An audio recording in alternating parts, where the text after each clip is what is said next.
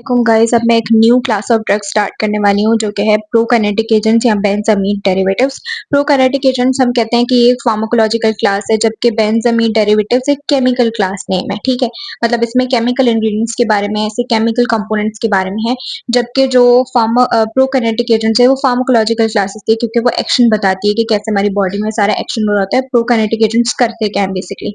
तो prokinetic agents ऐसी class of drug है जो हमारे गैस्ट्रोइंटेस्टाइनल मोटिलिटी को एनहांस करती है।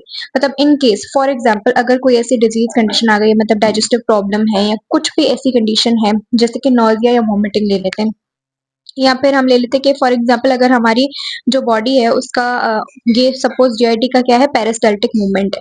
पेरिस्टाल्टिक मूवमेंट हम कहते हैं पेरिस्टाल्सिस मूवमेंट। ये बेसिकली ऐसी मूवमेंट होती है जिसमें क्या है कि फॉरवर्ड मूवमेंट हो रही होती है, मतलब कि जो हमारा जीआईटी है, जो भी हम फूड लेते हैं वो नीचे जा रहा होता है। ठीक है, पहले ईसोफेगस से स्टमक में, देन स्मॉल इंटेस्टाइन में, देन लार्ज इंटेस्टाइन में, तो बेसिकली वो नीचे जा रहा होता है, मूवमेंट कर रहा होता है। इस मूवमेंट की हेल्प से, मतलब ये कौन सी मूवमेंट्स हैं, ये कॉन्ट्रैक्शंस कहलाती हैं।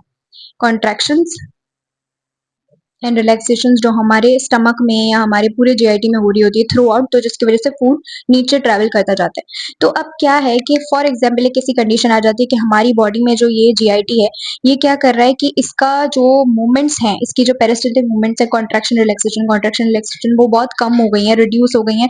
वो बहुत स्लोली फूड को आगे पास कर रहे हैं, काफी टाइम तक उसका एक्शन बहुत डिलेड है, मतलब काफी टाइम तक जो फूड है वो स्टमक में रह रहा। ठीक है, तो अब क्या है कि हमने क्या करना है ऐसी कंडीशंस में जिसमें पेरिस्टाल्सिस मूवमेंट बहुत कम हो गई है, तो उसको हम कहते हैं कि आपकी जो कौन सी कंडीशन आ गई, anti peristalsis. Anti peristalsis condition आ गई है, मतलब कि आपका जो स्टमक है या आपका जो जीआईटी है वो आगे मूवमेंट प्रॉपर नहीं कर पा रहा, पेरिस्टाल्सिस मूवमेंट प्रॉपर कर नहीं पा रहा। तो हमें क्या करना है कि हमें नॉर्मली फूड को आगे पास करना है, नॉर्मली चीजें करनी है, तो उसके लिए हम ये वाली कंडीशन, ये वाली मेडिकेशन देते हैं जो कि प्रोकाइनेटिक एजेंट्स या बेंजामीन डेरिवेटिव्स। अब कुछ और भी इसके अंदर आती है, मतलब जैसे वॉमिटिंग के लिए हम देते हैं ना मीटोक्लोप्रामाइड, डोम्पेराडोन, वो भी हम अलग देखेंगे क्योंकि वो कुछ उसका जो एक्शन है वो थोड़ा सा डिफरेंट है। तो यहाँ पर जो मेडिकेशन आती हैं उसको मैं अभी यहाँ पर डिस्कस करवाऊंगी।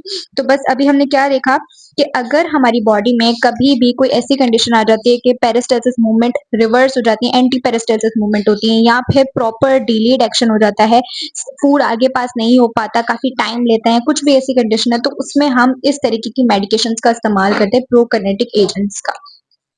तो अब क्या है कि अब हम इसका देख लेते हैं मैकेनिज्म ऑफ एक्शन,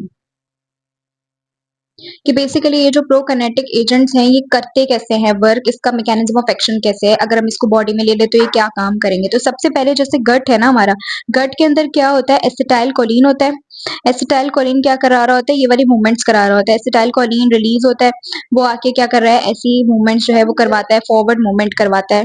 ठीक है, तो ये एक अच्छी कंडीशन है कि पेरिस्टाल्सिस करवा रही है, नॉर्मली हमारी बॉडी में होता रहता है, एसिटाइल कोलिन रिलीज होता रहता है, वो पेरिस्टाल्सिस करवाता है। फिर उसके बाद क्या होता है, डी2 रिसेप्टर्स जब एक्टिवेट होते हैं हमारे जीआईटी के अंदर, तो ये क्या करते हैं, डी2 रिसेप्टर्स डोपामाइन रिसेप्टर्स होते हैं, और ये जब एक्टिवेट हो जाते हैं तो ये एसिटाइल कोलिन को इनहिबिट कर देते हैं, इसको ब्लॉक कर देते हैं। तो उससे क्या होता है कि एसिटाइल कोलिन बनना रुक जाता है या वो एक्ट नहीं कर पाता, जिसकी वजह से फिर ये मूवमेंट्स थोड़ी देर के लिए रुक जाते हैं, क्योंकि कॉन्ट्रैक्शन के बाद रिलैक्सेशन भी होनी है।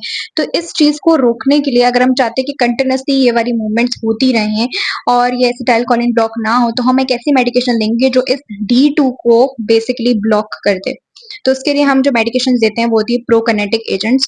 प्रोकाइनेटिक एजेंट्स क्या करेंगी, आकर इस डी2 रिसेप्टर्स को ब्लॉक कर देंगी प्रॉपर्ली, ताकि ये फर्दर एसिटाइल कोलिन को ब्लॉक ना कर सके और अपना एक्शन परफॉर्म करें।